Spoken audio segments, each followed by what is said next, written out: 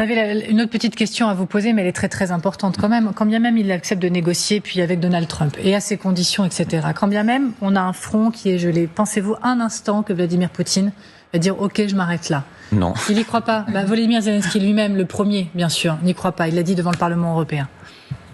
Poutine se concentre sur la victoire dans cette guerre. Et il ne va pas s'arrêter de lui-même. C'est incroyable d'entendre les élucubrations des plateaux télé français, sont particulièrement de LCI, et pour soi-disant donner corps à leur argumentation, ils mettent Zelensky. Et la première évidence, c'est de dire quoi? Poutine se concentre sur sa victoire dans cette guerre. Ben c'est vrai que non, dans une guerre, tu vas te concentrer sur ta défaite. Ah Seigneur, il y a des fois je me dis non. C'est quand même incroyable. Contrairement à la plupart de ces gens qui n'ont jamais fait la guerre et qui ne savent pas c'est quoi se salir les mains, Poutine, lui, c'est un gars qui vient de l'armée et qui sait c'est quoi se salir les mains. Et surtout qui sait c'est quoi le poids d'être celui qui dirige.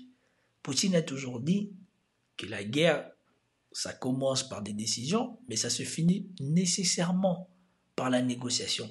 Et même la capitulation, la plupart du temps, c'est par négociation. Donc, je ne sais pas pourquoi on veut faire croire à je ne sais pas quoi. Oui, ils se concentrent sur leur victoire parce qu'ils savent que c'est la meilleure manière d'obtenir la capitulation de l'autre ou la négociation de l'autre. Si tu ne te concentres pas sur ta victoire, tu as perdu d'avance. Non, mais vraiment. Plus il a de temps, plus les conditions de cette guerre empireront. Chaque jour est un jour pour pousser la Russie dans ses retranchements. Oui, Xavier. Bon, il faut être très clair. Vladimir Poutine pense à cette guerre depuis qu'il est arrivé au pouvoir, 1999-2000. Depuis le début, il veut garder l'Ukraine dans le giron de la Russie, dans une sorte d'union soviétique qui continuerait à avoir ses États satellites. Vraiment, la bêtise de ces genres de plateaux télé, c'est incroyable. On rappelle, il y a encore quelques semaines, les États-Unis ont bloqué la levée du blocus de Cuba. Tout ça pourquoi? Parce que les États-Unis sont au Conseil de sécurité et qu'ils ont un droit de veto sur les décisions de l'OTAN. Et parce qu'ils ont un droit de veto, même si le monde entier est d'accord, leur nom suffit à ce que la volonté du monde entier ne puisse pas s'exécuter. Voilà pourquoi le Conseil de sécurité des Nations Unies ne doit plus être défendu pour son existence ou son extension, mais doit tout simplement être supprimé pour revenir à une assemblée générale où chaque pays aura un vote et les plus influents pourront influencer les autres. Je pense que ça serait sain pour tout le monde parce qu'à cause de ça, les États-Unis peuvent continuer à torturer les autres comme ça. Et donc, regardez ce que les États-Unis font à Cuba. Tout ça pourquoi? Parce que Cuba, un jour, a voulu coopérer avec les communistes à l'époque.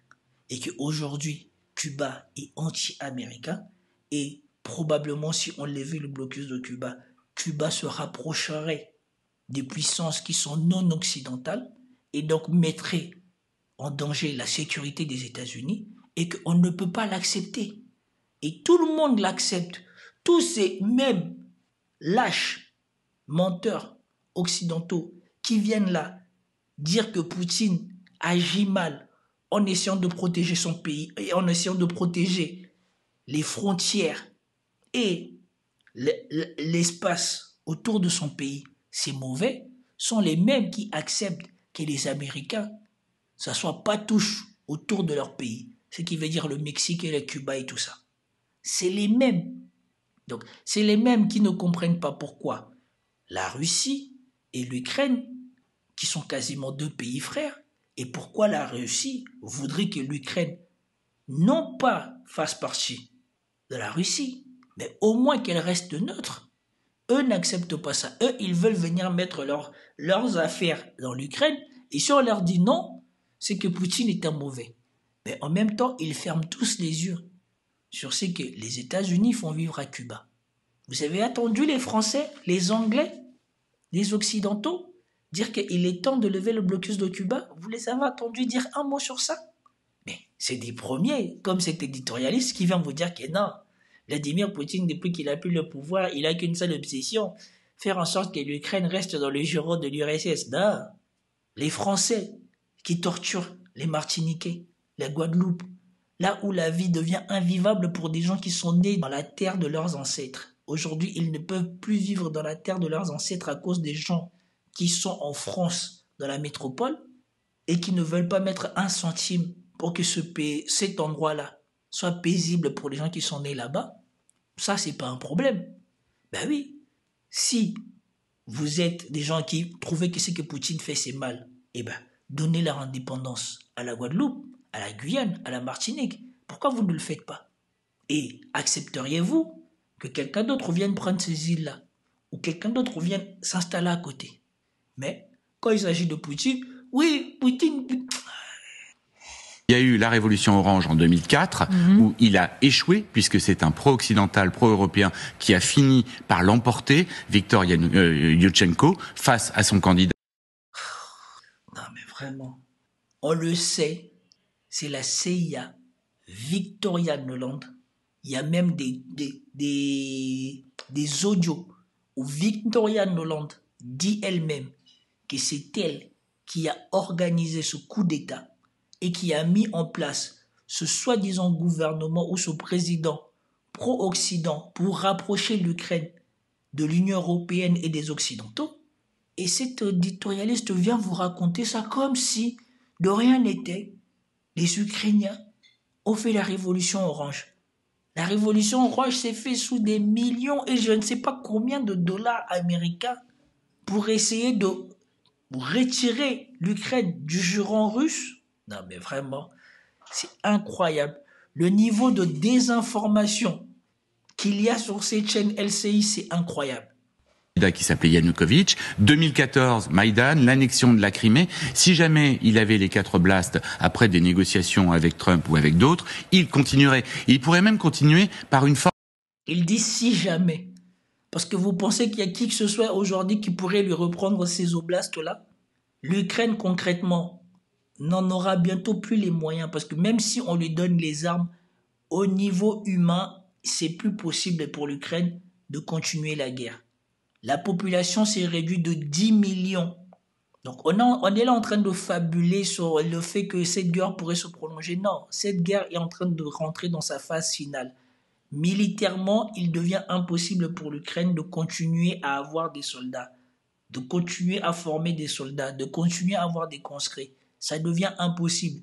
Et il y a une résistance contre l'armée ukrainienne qui est en train de naître en Ukraine. Les Ukrainiens eux-mêmes sont en train de saboter l'armée ukrainienne parce qu'ils en ont marre de cette guerre. Écoutez Jacques Beau, qu'est-ce qu'il dit de la situation de cette guerre en ce moment? Oui, sauf que juste un mot, Jacques Beau, vous avez dit vous-même que c'était plié quelque part et vous n'êtes pas le seul à le dire. C'est ça le problème, c'est que si on regarde ce qui se passe sur le champ de bataille, si on regarde la réalité du terrain, si on regarde aussi la réalité démographique, la réalité économique et la réalité politique d'ailleurs, parce que vous avez une opposition qui prend de la force à l'intérieur de l'Ukraine, ou ce qui reste de l'Ukraine. Vous avez des mouvements de résistance dont personne ne parle, mais ce sont ces mouvements de résistance qui contribuent à la destruction des stocks de munitions. Et donc, vous attendez. Il se passe des choses même à l'intérieur de l'Ukraine. Il y a désormais des résistants à la guerre en Ukraine. Chose que ces gens-là ne vous racontent pas. Et avec tout ça, on veut vous faire croire que les Ukrainiens massacrent les Russes. Ils perdent, mais ils massacrent les Russes quand même. À l'intérieur de l'Ukraine, qui sabotent les voies de chemin de fer, exactement ce que faisait la résistance en France juste avant le débarquement en Normandie. Hein, c'est exactement comparaison audacieuse, mais intéressante. Non, pas si audacieuse, parce que sur le plan des activités, c'est exactement ça. Ouais, c'est-à-dire qu'ils font effectivement des destructions de dépôts de munitions, des destructions de convois. Ouais. C'est vraiment exactement le même type d'action. On en parle. Donc, voilà. Et je ne sais pas s'il y a encore d'autres choses à rajouter parce que... et je ne sais pas s'il y a encore d'autres choses à rajouter. Très peu, là, on en parle pratiquement jamais de cela. Enfin, vous êtes un des rares à en parler. On n'en parle jamais, et c'est pourtant une des principales sources de renseignements humains des Russes en Ukraine, sur le territoire ukrainien. C'est comme ça que les Russes savent quand il y a la réunion d'un, je sais pas, d'un état-major ou quand il y a une personnalité qui arrive dans un endroit, et c'est ce qui permet d'ailleurs la précision, s'explique la précision de certaines frappes russes, pas toutes, mais une grande partie. Donc tout ça fait que voilà, la situation, c'est que des Ukrainiens ont décidé de rentrer en lutte contre Zelensky, en lutte contre l'état-major. Donc voilà pourquoi on doit prendre avec extrêmement beaucoup de pincettes les informations et surtout la manière dont est interprétées les informations sur les chaînes mainstream occidentaux. À l'intérieur de l'Ukraine, il y a une situation qui se dégrade et par conséquent, le réalisme voudrait, d'ailleurs c'est ce que dit l'auteur de l'article que j'ai évoqué tout à l'heure dans le New York Times, il dit en fait Trump n'est pas contre l'Ukraine, c'est en fait une solution pour l'Ukraine. Donc je ne sais pas qu'est-ce que ces gens-là ils s'imaginent encore. Forme politique, par une forme de désinformation et finir par avoir le candidat de Moscou élu à Kiev à force de désinformation et de manipulation. Ce ne sont pas les oligarques qui ont largement les moyens de mener ces campagnes électorales qui manquent proches de Poutine. Aurélien. Ben oui, c'est vrai que la campagne qui a emmené Macron la première fois et la deuxième fois à la présidence française n'ont pas été de la manipulation. C'est vrai que faire tomber avec une célérité judiciaire jamais vue en France, avant et après Fillon, ça, c'était pas de la manipulation.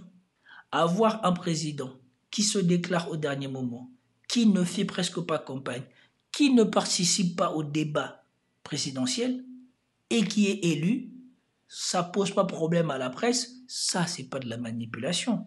Mais en Russie, forcément, elle va manipuler les élections ukrainiennes, bien évidemment. Et ne rappelons pas, la dernière fois, quand on a dit que c'était Emmanuel Macron qui avait mis en place le gouvernement libanais sur ce même plateau, je crois, sur le plateau de LCI. Par contre, faut quand même dire que le gouvernement actuel, donc de Najib Mikati, a été plus ou moins mis en place par Emmanuel Macron lui-même, puisque c'est lui qui est à l'origine de la chute du gouvernement précédent, et c'est lui qui a soufflé le nom de Najib Mikati, qui est un des hommes politiques libanais les plus corrompus du pays. Donc il y a quand même cet aspect-là à prendre en compte que il y a ce. Alors, là, moi Oui, il est poursuivi. Je vous laisse à vos paroles parce que je suis incapable de vous dire. Il est poursuivi par la justice libanaise et française et monégasque. Là, c'était pas de la manipulation. Non, mais c'est incroyable. Le scénario que je développe d'ailleurs dans mon livre pour me faire une autopromo, c'est la Russie de Poutine contre l'Occident. Au-delà de l'Ukraine, un très bon livre à lire pour comprendre tout. C'est que Vladimir Poutine pourrait faire un test contre l'OTAN, contre quoi précisément? Contre l'article 5 qui est le fondement de notre alliance commune, et ça pourrait être par exemple contre un pays balte. D'aucuns prétendent que jamais Poutine n'ira faire ça, c'est totalement irrationnel. C'était les mêmes qui me disaient que c'était totalement irrationnel d'écrire que Vladimir Poutine envahirait l'Ukraine. C'est le scénario, à mon sens, auquel il faut se préparer, et c'est dans 5 à 10 ans au maximum. C'était impossible de dire que Vladimir Poutine envahirait l'Ukraine, mais bon, sauf quand tu sais que les Européens et les Américains voulaient que la Russie envahisse l'Ukraine pour pouvoir le mettre à genoux. Mais ce qu'ils ne comprenaient pas, ou ce qu'ils n'avaient pas prévu, c'est que Vladimir Poutine soit visionnaire, Vladimir Poutine, il ait compris leur machination depuis 2014 et qu'il ait préparé son pays à ce qui allait se passer. Parce que vous avez vu comment ils ont frappé fort avec les sanctions. Et les sanctions sont sorties, on aurait dit que les packages ils étaient déjà préparés à l'avance. Cascade de sanctions d'un coup. Mais on dit que c'est Poutine qui préparait la guerre.